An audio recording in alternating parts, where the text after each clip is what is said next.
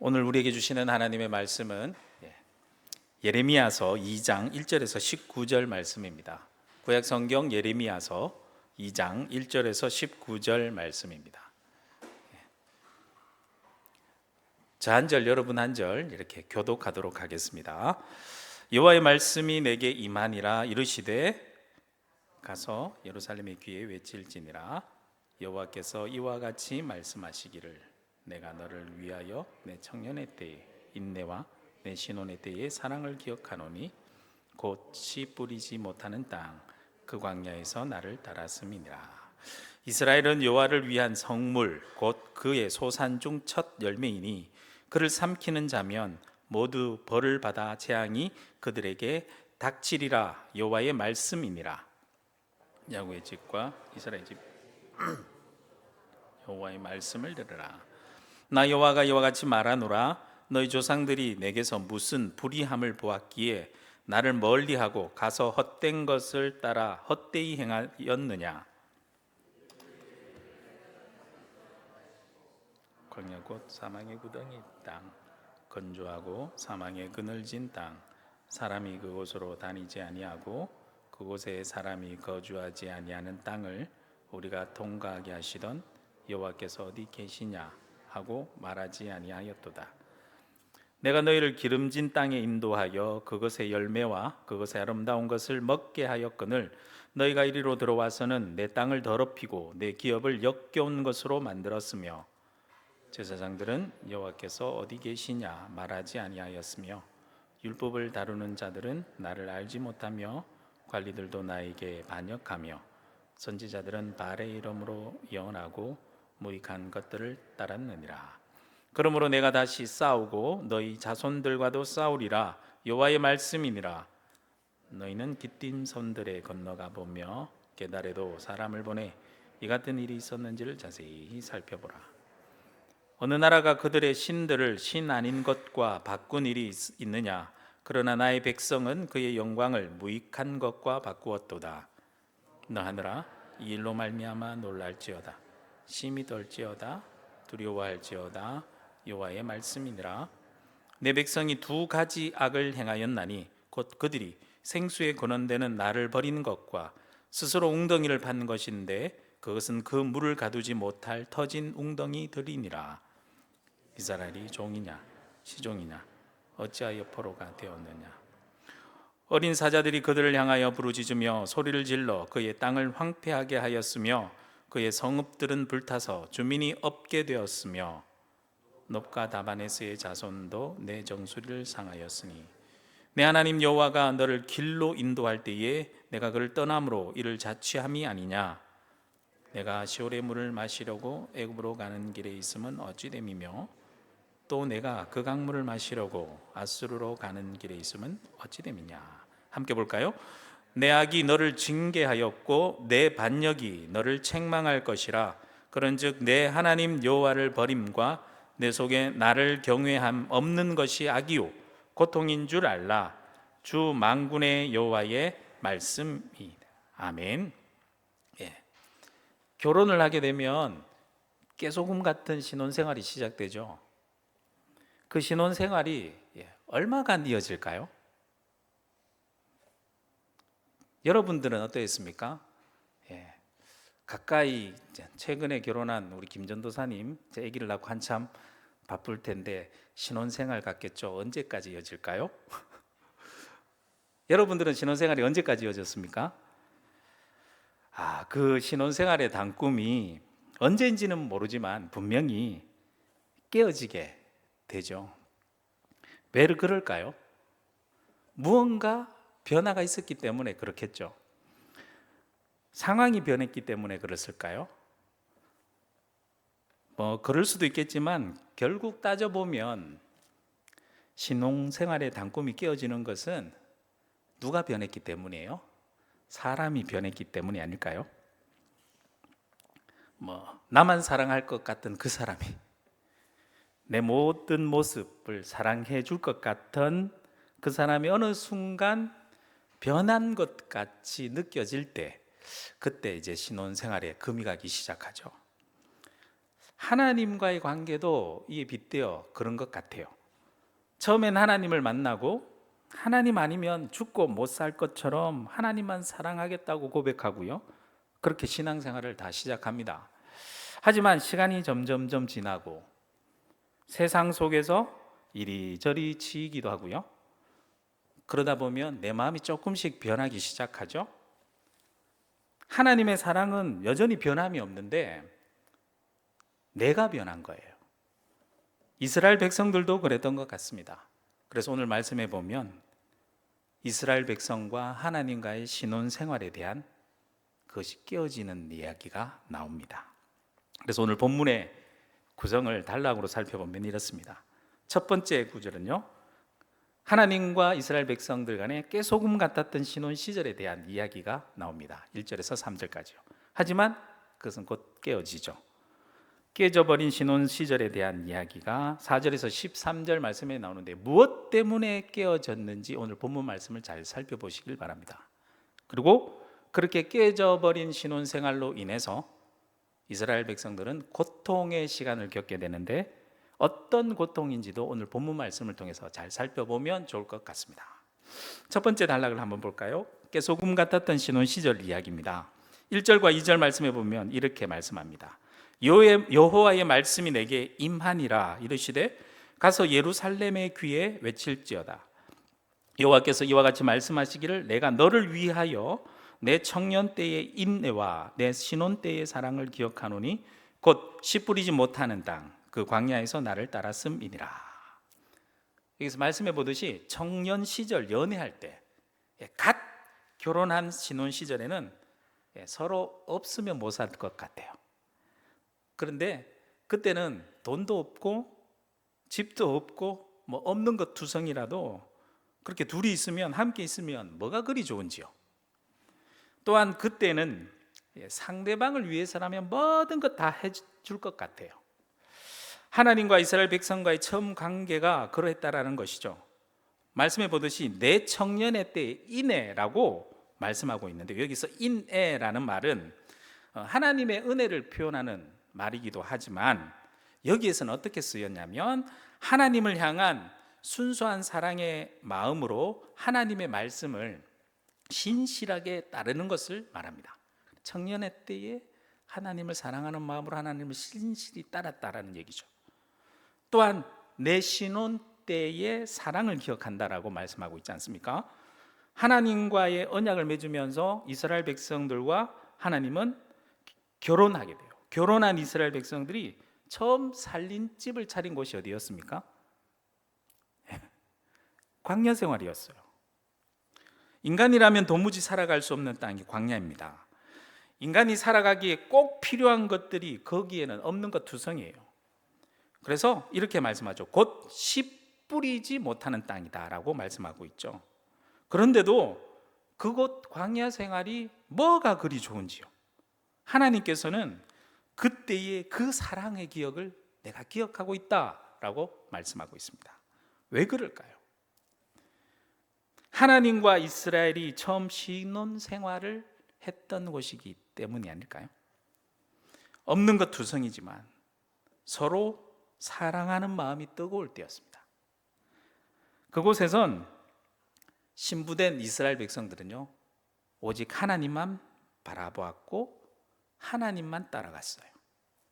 그래서 2절 말씀 끝에 보면 이렇게 말씀하죠. 그 광야에서 나를 따랐음이니라. 그곳에서 하나님은 그것을 기억한다라는 겁니다. 하나님은 사랑하는 이스라엘 백성들을 위해서 그곳에서 모든 것 다 해줬어요. 매일매일 먹을 것 챙겨주셨죠. 사랑하는 사람을 위해서 마실 물을 내어주셨죠. 이스라엘 백성들은 그렇게 매일매일 하나님께, 사랑하는 하나님께서 주시는 것으로 만족하고 그것만으로 행복했습니다. 비록 때론 불평불만도 했지만 그것만으로도, 하나님만 바라는 것만으로도 행복했어요. 왜냐하면 사랑하는 하나님의 사랑을 본인이 직접 듬뿍 받고 있는 것을 직접 체험했기 때문입니다. 또한 아무리 힘든 광야 생활이 이어질지라도 그들은 전혀 두려울 것이 없었습니다. 왜냐하면 하나님께서 그 어떤 일이 있을지라도 함께 하시고 지켜주시는 것을 알았거든요. 그래서 3절 말씀해 보면 이렇게 말씀하시죠. 이스라엘은 여호와를 위한 성물 곧 그의 소산 중 첫 열매이니 그를 삼키는 자면 모두 벌을 받아 재앙이 그들에게 닥치리라. 여호와의 말씀이니라. 여기서 하나님께서 이스라엘 백성들을 뭐라고 표현하고 있습니까? 여호와의 구별된 성물이다, 여호와의 소산 중에 첫 열매다, 이렇게 표현하고 있지 않습니까? 이건 한마디로 사랑하는 사람이 이렇게 이야기하는 것과 같습니다. 넌 내 거야. 그러니 그 어느 누구도 널 건드릴 수가 없어. 만약 누가 널 힘들게 한다면 내가 가만히 있지 않을 테야. 이렇게 말하는 거하고 똑같습니다. 하나님과 이스라엘 백성들 간의 이 광야의 신혼생활, 주변 환경은 좋지 않지만 신혼생활, 깨소금 넘치는 생활이었죠. 그런데 이 생활이 깨져버립니다. 두 번째 파트에 갔어요. 4절 말씀해 보면 깨져버린 신혼생활의 이야기가 나옵니다. 광야의 신혼생활을 거쳐 이제 하나님께서 약속하신 젖과 꿀이 흐르는 풍요한 땅, 가나안 땅에 이르게 되죠. 이제는 이스라엘 백성들에게 부족할 게 없어요. 씨를 뿌리면 얻을 수 있어요. 이스라엘 백성들은 백성을 변함없이 사랑하는 하나님께서 그들에게 땅을 주셨어요. 그 땅에서 풍요함을 누릴 수 있었어요. 그런데 이 풍요함 자체가 위험한 것이었습니다. 예전에 사랑의 순수함을 잊어버리고 풍요함에 도취되어 빠져들어갈 위험이 있었던 거죠. 이제는 그 사람만으로 좋고 사랑했던 남편이 사랑의 대상이 아니라 이제는 자신의 풍요함을 채워주는 뭐로 보이는 거죠? 도구로 보여지기 시작한 겁니다. 풍요함에 빠져들기 시작하면 아무리 서로 사랑하는 사람의 관계를 할지라도요, 그로 말미암아 관계에 조금씩 금이 가기 시작합니다. 어떻게 그렇게 되는지를 오늘 본 말씀을 보면 아주 잘 설명해 주고 있습니다. 첫 번째 보면 사랑하는 사람의 말을 잘 듣지 않게 돼요. 4절 말씀 볼까요? 야곱의 집과 이스라엘 집 모든 족속들아 여호와의 말씀을 들으라. 여기서 여호와의 말씀을 들으라 라고 명령형으로 적혀져 있죠. 왜 들으라 라고 얘기했을까요? 안 듣기 때문에 그런 겁니다. 이스라엘 백성들을 사랑하는 하나님의 말씀을 점점 듣지 않았던 겁니다. 그래서 이스라엘 백성들아 여호와의 말씀을 들으라 라고 선포하는 겁니다. 둘째, 관계에 금이 가면 어떻게 되냐? 사랑하는 사람에게만 향하던 그 마음이 떠나서 전혀 엉뚱한 것, 헛된 것을 따라가게 만듭니다. 5절 말씀 볼까요? 나 여호와가 이와 같이 말하노라. 너희 조상들이 내게서 무슨 불의함을 보았기에 나를 멀리하고 가서 헛된 것을 따라 헛되이 행하였느냐? 왜 헛된 것을 따라가고 헛된 것을 행합니까? 마음이 떠난 거죠. 세 번째, 관계가 금이 가면 나타나는 현상이요, 사랑하는 사람을 더 이상 찾지 않게 됩니다. 6절 말씀 볼까요? 그들이 우리를 애굽 땅에서 인도하여 내시고 광야 곧 사막과 구덩이 땅, 건조하고 사망의 그늘진 땅, 사람이 그곳으로 다니지 아니하고 그곳에 사람이 거주하지 아니하는 땅을 우리가 통과하게 하시던 여호와께서 어디 계시냐 하고 말하지 아니하였도다. 광야에서 신혼생활을 할 때는 조금만 떨어져 있어도요, 금방 서로 간절히 찾게 됩니다. 상대방이 없으면 못 사니까요. 하지만 이제 풍요함에 젖어든 가나안 땅에서 이스라엘 백성들이 이제는 더 이상 하나님을 찾지 않았습니다. 광야 생활의 은혜도 잊어버렸고요, 그 풍요함에 도취되어서 하나님도 잊어버린 것이겠죠.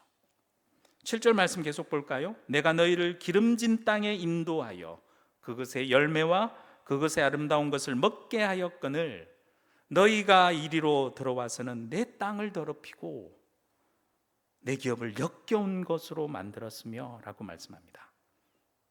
그래서 관계가 금이 가기 시작한 넷째 현상을 보면 이렇습니다. 사랑하지 말아야 할 대상에게 내 마음을 빼앗겨 버립니다. 쉽게 이야기하면 바람피게 된다라는 거죠. 성경에서는 이것을 간음한다라고 표현하고 있습니다. 이스라엘 백성들은 풍요함에 빠져버렸습니다. 정말 사랑해야 할 대상인 하나님이 아닌 풍요의 신으로 상징되는 풍요함을 상징하는 바알 우상, 바알에게 그들의 마음이 빼앗겨 버렸던 겁니다. 가정이 이렇게 풍요함에 도취되어서 무너지기 시작하면요, 가정이 무너지기 시작하면 사회가 무너지기 시작해요. 전체적인 사회가 무너지기 시작하고 황폐하기 시작하고 병폐되기 시작합니다. 8절 말씀에 보면 지도자들이 나오는데 지도자들의 행태를 보면 놀랍습니다. 제사장들은 여호와께서 어디 계시냐 말하지 아니하였으며, 제사장은 원래 누구를 찾는 사람입니까? 여호와를 찾는 사람 아닙니까? 찾지 않아요. 율법을 다루는 자들은 여호와를 나를 알지 못하며, 가장 잘 알아야 될 사람들이 몰라요. 관리들도 나에게 반역하며, 선지자들은 바알의 이름으로 예언하고 무익한 것들을 따랐느니라. 선지자들은 누구의 이름으로 원래 예언하는 사람들입니까? 여호와의 이름으로 예언하는 사람인데 바알의 이름으로 완전히 맡겨버렸습니다. 지도자들이 문제 있었기 때문에 전체가 문제 있는 걸까요? 아닙니다. 백성들의 요구가 있기 때문에 지도자들이 거기에 맞춘 겁니다. 똑같습니다. 지도자들이든 백성이든 사랑하지 말아야 할 대상을 사랑하게 되어버린 거죠. 자, 여기서 잠깐 멈추고요, 오늘날 우리들이 어떠한지 한번 생각해 봅시다. 여러분은 하나님을 여전히 변함없이 사랑하고 계십니까? 네, 이럴 때는 아멘 소리 커야 됩니다. 처음 믿고 은혜를 체험했을 때 그 뜨거운 사랑 아직 남아 있습니까? 하나님이 없으면 못 살 것처럼 하나님을 여전히 간절히 찾고 계십니까? 그렇지 않으면 우리도 혹시 이들 이스라엘 백성들처럼 오늘날 문명과 문화에 풍요함에 젖어들어서 빠져버려서 풍요함의 위험에 빠져들어 가고 있는 것은 아닐까요? 하나님과의 관계가 그렇게 조금씩 깨어지고 있는 것은 아닐까요? 한번 깊이 생각해 볼 문제입니다. 우리들의 사랑은 변할 수 있어요. 인간이니까요. 하나님의 사랑은 변할까요? 아닙니다. 하나님의 사랑은 영원토록 변함이 없습니다. 하나님은 자신이 택한 백성을 끝까지 포기하고 배신하지 않으십니다. 하나님의 사랑은 그래서 신실하신 사랑입니다. 그래서 그 사랑을 하나님께서요, 되찾기 위해서 헛된 것의 시선과 우리의 마음을 빼앗긴 우리들을 되찾으시기 위해 우리를 꾸짖으시고 따져 드세요. 9절 말씀 볼까요? 그러므로 내가 다시 싸우고 너희 자손들과 싸우리라, 여호와의 말씀이니라. 여기서 번역된 걸 싸운다라는 표현을 했는데요, 다른 번역본 보면 조금 더 맞는 것 같아요. 공동 번역을 보면 그러므로 나는 다시 너희와 뭐 한다고요? 따진다는. 하나님께서 우리의 마음을 돌리시기 위해 억지로 강압적으로 우리를 대하시고 따지지 않으십니다. 하나님이 사용하는 방법은요, 사랑하는 마음을 담아서 인격적인 방법을 사용하시는데요, 증인들을 세워서 하나하나 그 정언을 통해서 우리들을 설득하십니다. 10절 말씀 볼까요? 너희는 깃딤 섬들에 건너가 보며 게달에도 사람을 보내 이 같은 일이 있었는지를 자세히 살펴봐라. 여기서 깃딤섬, 키프로섬을 얘기합니다. 그리고 깃딤섬과 게달은 하나님을 믿지 않는 이방 사람들이 사는 마을을 말해요. 그들을 증인으로 불러 세웁니다. 그리고 11절 말씀 볼까요? 어느 나라가 그들의 신들을 신 아닌 것과 바꾼 일이 있느냐? 그러나 나의 백성은 그의 영광을 무익한 것과 바꾸었도다. 원문을 충실하게 번역해 보면 사실 이런 뜻이에요. 어느 나라가 신이 아닌 것을 섬겼음에도 자기 신을 바꾼 적이 있느냐입니다.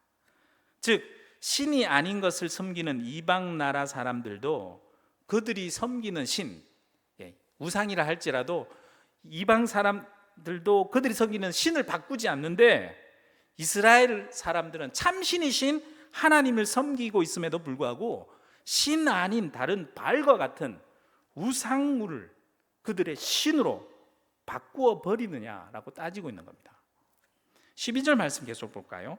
너 하늘아 이 일로 말미암아 놀랄지어다, 심히 떨지어다, 두려워할지어다, 여호와의 말씀이니라. 공동 번역이 참 재밌어요. 이렇게 번역해요. 하늘도 놀랄 일이다. 기가 막혀 몸서리 칠 일이다. 이는 내 말이니 잘 들어라. 아주 다가오게 번역되어 있죠. 한마디로 이런 얘기입니다. 하늘도 놀라고 팔짝 뛸 일이라는 거죠. 정리해 보면 하나님과 이스라엘의 신혼관계 깨어진 근본 핵심 원인이 무엇일까요? 성경은 잘 정리해 줍니다.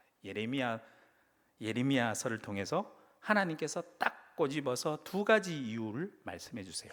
13절 말씀 같이 읽어볼까요? 시작. 내 백성이 두 가지 악을 행하였나니 곧 그들이 생수에 근원되는 나를 버린 것과 스스로 웅덩이를 판 것인데 그것은 그물을 가두지 못할 터진 웅덩이니라.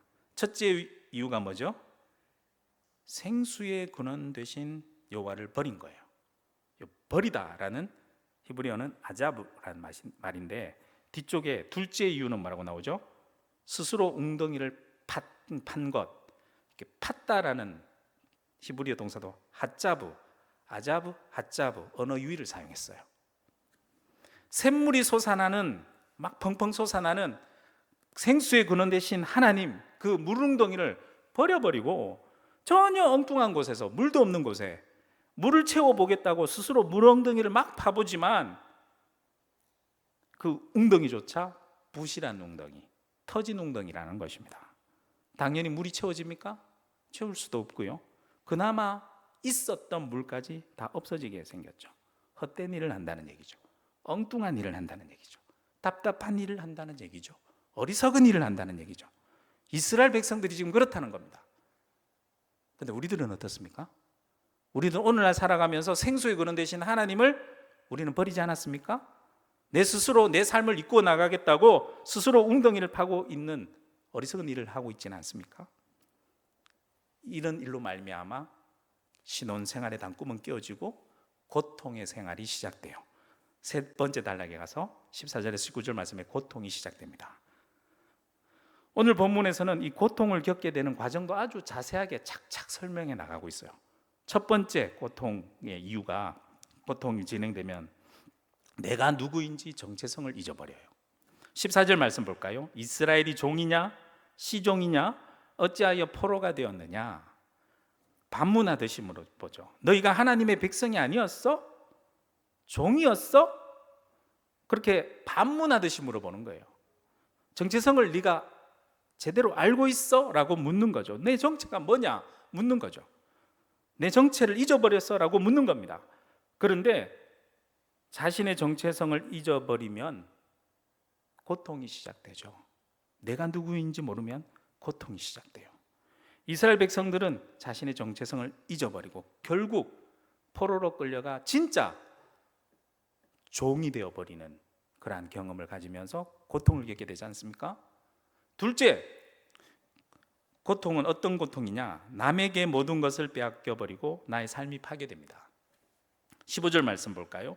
어린 사자들이 그를 향하여 부르짖으며 소리를 질러 그의 땅을 황폐하게 하였으며 그의 성읍들은 불타서 주민이 없게 되었으며. 여기서 어린 사자, 말로는 어린 사자라고 얘기해서 이렇게 새끼 사자 같죠. 히브리어를 보면 케피림이란 말인데요, 어린 사자가 아니에요. 힘없는 어린 사자가 아니에요. 힘이 넘치는 팔팔한 젊은 사자를 말합니다. 그 힘이 넘치는 사자같이 이방인들이 북쪽에서 쳐들어와서 내 모든 것을 빼앗아가고 파괴할 것이라는 거죠. 이 부분을 그래서 세 번역을 보면 이렇게 번역합니다. 원수들이 그를 잡아놓고 젊은 사자처럼 그에게 으르렁거리며 큰 소리를 질렀다. 그들이 이스라엘의 땅을 황폐하게 만들었다. 성읍들은 불에 타서 아무도 살지 않는다. 모든 것 빼앗기고 황폐하게 된 거죠. 세 번째 고통은 이런 고통입니다. 이 모든 고통이 내 스스로 자초했다는 것 자체가 고통스러운 거예요. 16절과 17절 말씀 봐요. 놉과 다바넷의 자손도 내 정수리를 상하였으며 내 하나님 여호와가 너를 길로 인도할 때에 내가 그를 떠남으로 이를 자취함이 아니냐? 이게 무슨 말일까요? 놉과 다바넷은 애굽 땅입니다. 아마 전설에 의하면 예레미야가 그곳 애굽 땅에 다바네스에서 유대인들에게 맞아 순교했다는 전설이 내려오고 있긴 해요. 이스라엘 사람들 중에 일부가 애굽을 의지했습니다. 그래서 예레미야를 잡아가거든요. 애굽을 의지했습니다. 그 일로 말미암아 오히려 그들은 더 큰 피해를 입게 되는 경우를 경험하게 됩니다. 공동 번역을 보면 정말 번역을 재밌게 잘 해놨어요. 16절과 17절 말씀에 보면 게다가 멤피스와 다흐반헤스 사람들마저 와서 내 머리통을 부수었다. 그런데 17절 말씀 보세요. 왜 이 꼴이 되었는지 알고 있느냐? 너희를 이끌어 주던 야훼 너희 하나님을 저버리고서야 어찌 이 꼴이 되지 않겠느냐. 핵심을 찌르죠. 내 고통은 내 스스로 자초한 것, 그것이 고통이에요. 넷째, 삶의 방향을 잡지 못하고 고통을 당하면 갈팡질팡하게 되지 않습니까? 18절 말씀 볼까요? 내가 시올의 물을 마시려고 애굽을 가는 길에 있으면 어찌 됨이며 또 내가 그 강물을 마시려고 아수르로 가는 길에 있으면 어찌 됨이냐. 시올의 물은 나일강을 말합니다. 애굽의 나일강, 나일 강물을 마시기 위해 애굽으로 가보기도 하고요. 그리고 그 강물을 마시려고 아수르로 가는 길이 있으면 어찌 됨이냐. 이 말은요, 아수르에 가서 유프라테스 강물을 마셔보려고 아수르로 갔다. 그러니까 애굽으로 갔다가 아수르로 갔다가 왔다 갔다. 자기가 겪는 고통에서 한번 벗어나 보려고 그때 그 상황에 따라 힘센 나라 애굽에 한번 붙었다가 아수르에 한번 붙었다가 이익이 될 것 같은 상황에 따라 이리 갔다 저리 갔다 왔다 갔다 갈팡질팡하는 겁니다. 여기서 또 한번요, 본문 말씀에 비추어 우리 삶을 한번 되돌아볼까요? 우리의 삶은 지금 어떻습니까? 혹시 내가 갈 바를 알지 못하고 갈팡질팡하고 있습니까? 어떤 선택을 하지 못하고 고통 가운데 이것 해야 되나 저것 해야 되나 고민하는 가운데 있습니까? 그렇다면 내가 혹시 나의 정체성을 잃어버린 것은 아닌지 점검해 보십시오. 하나님의 것을 세상에게 모두 다 빼앗겨버리고 내 손에는 하나님의 것이 아무것도 남아있지 않은지 한번 되돌아보세요. 그런데 자세히 살펴보니까 그 모든 고통이 내 스스로 자초한 건 아닐까요? 그 고통에서 벗어나 보고자 한번 벗어나 보고자 하나님 아닌 헛된 곳에 이리 기웃 저리 기웃거리고 있지는 않습니까? 삶의 방향을 제대로 잡지 못하고 있는 건 아닙니까? 하나님께서는요, 그래서 오늘 예레미야서 말씀을 통해서 나의 모든 그 고통의 근본 원인을 딱 집어서 이렇게 지적해 주고 계세요. 마지막 19절 말씀입니다. 함께 읽어볼까요? 내 악이 너를 징계하였고 내 반역이 너를 책망할 것이라. 그런즉 내 하나님 여호와를 버림과 내 속에 나를 경외함이 없는 것이 악이요 고통인 줄 알아라. 주 만군의 여호와의 말씀이니라. 고통에 내가 지금 모든 것을 겪고 있는 고통의 근본 원인, 첫 번째, 모두 다 나 때문이에요. 말씀하잖아요. 내 악이 징계하였고 내 반역이 너를 책망할 것이라. 하나님 때문이 아니에요. 나 때문이에요. 다른 누구 때문도 아니에요. 나 때문이에요. 환경과 조건 때문이 아니에요. 모두 다 나 때문이에요. 이것을 빨리 우리는 깨닫고 인정해야 합니다. 둘째, 내가 하나님을 버렸기 때문입니다. 내가 하나님을 버렸다고요? 이렇게 나와서 예배 드리는데, 찬양하고 기도하는데 난 절대로 버리지 않았어요, 이렇게 주장할 수 있겠죠. 이스라엘 사람들도 그랬습니다. 하지만 본문을 자세히 살펴볼까요? 그런즉 내 하나님 여호와를 버림과 내 속에 나를 경외함이 없는 것이 악이요 고통인 줄 알아라. 하나님의 백성이라고 하면서 하나님을 경외하지 않는 거, 하나님을 버린 겁니다. 하나님을 사랑한다고 하면서 하나님의 말씀을 듣지 않고 하나님의 말씀대로 살지 않고 하나님을 찾지 않는 거, 하나님 버린 거예요. 그것이 악입니다. 그 악 때문에 우리는 지금 모든 고통을 당하고 있는 겁니다. 앞에 13절 말씀 다시 한번 같이 읽어볼까요? 다시 읽어봅시다.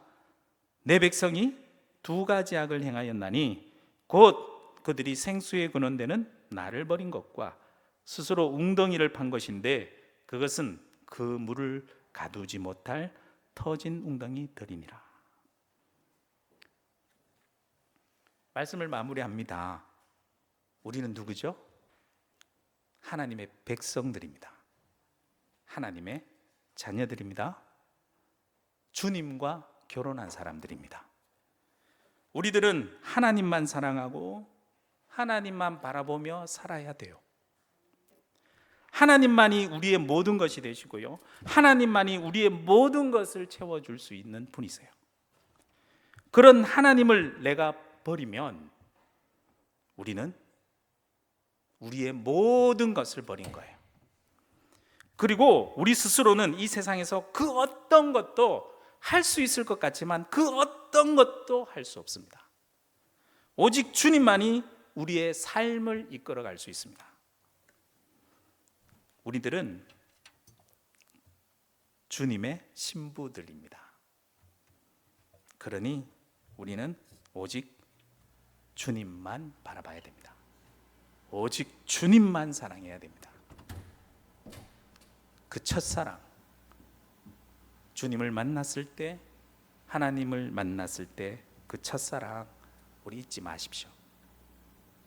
그리고 혹시 세월이 지나면서 때가 묻어서 세상 속에서 살아가다가 그 첫사랑을 내가 잠시 잊어버렸다면 그 첫사랑을 오늘 말씀을 통해서 오늘 기도하는 가운데 새롭게 회복하시길 소망합니다.